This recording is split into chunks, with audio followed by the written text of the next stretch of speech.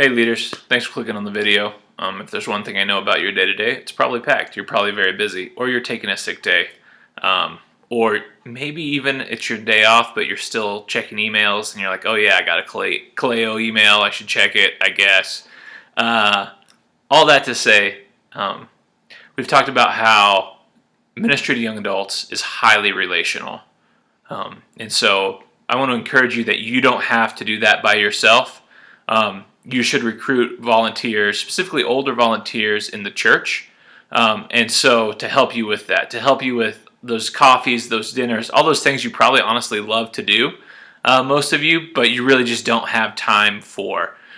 Specifically I want to talk about what are the attributes of older adults that so far have made the most impact in young adult ministries in the Kaleo project. And so here are three things that you're looking for as you recruit some help for your busy schedule. The first is high care, low control. High care, low control. What do I mean by that? When I've talked to older adults and done qualitative interviews with them, that you Kaleo leaders have pointed it out as, hey, these people are effective as partners in ministry. They almost take on, when they talk about the young adults to me, they take on like a grandparent almost vibe. If that's the closest sort of family metaphor for their relationship. There's a high care there. There's a deep longing for these people to succeed, but there's a low control. They are not directly responsible as, say, like parents are for their young adults' decisions and responses. And so there's this piece that's high care, low control. It looks a lot like a grandparent that gets very excited and very involved and very loving. But at the same time, when the kid starts throwing a tantrum, you can hand them back to the parent. And I don't want it to mean my own generation, but what that looks like in terms of, maybe these older adults offer advice to these young adults, and they don't take it. They aren't personally offended.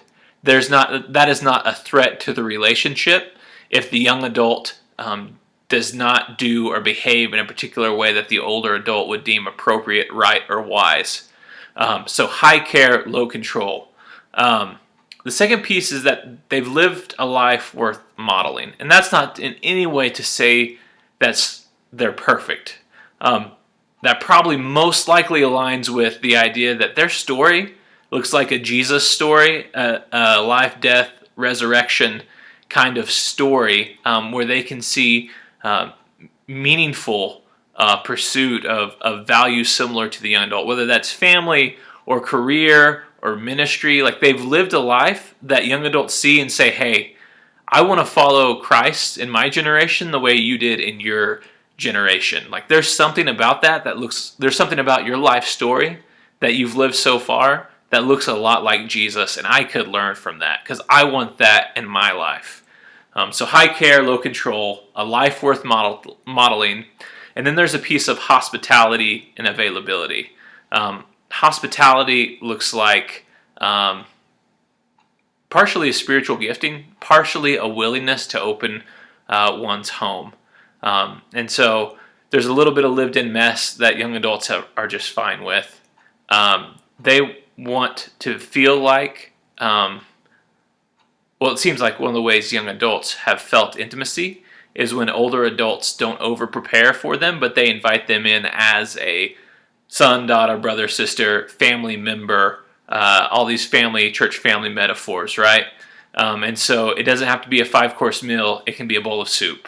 That if the dish and the spoon are clean, like the young adults will be fine if the carpet hasn't been vacuumed in a while. There's a messiness, the hospitality that in some ways feels authentic to young adults. And then the availability piece, like it's a sacrifice to be involved in the lives of young adults. And you know that as pastors to young adults.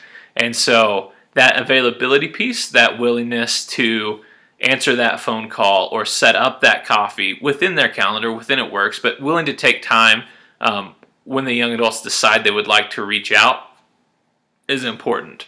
So high care, low control. a life worth modeling, and hospitality and availability are all some of the attributes that in the Kaleo Project, the older adults who have partnered with the ministry leaders who are having the most success in terms of, I mean, you could call it mentoring, you could call it discipleship, you could call it friendship. Probably that's where I would start it, honestly, is building friendships, have those attributes. So thank you for your time, and I hope that helps in you having more time as you can find older adults to help support your ministry.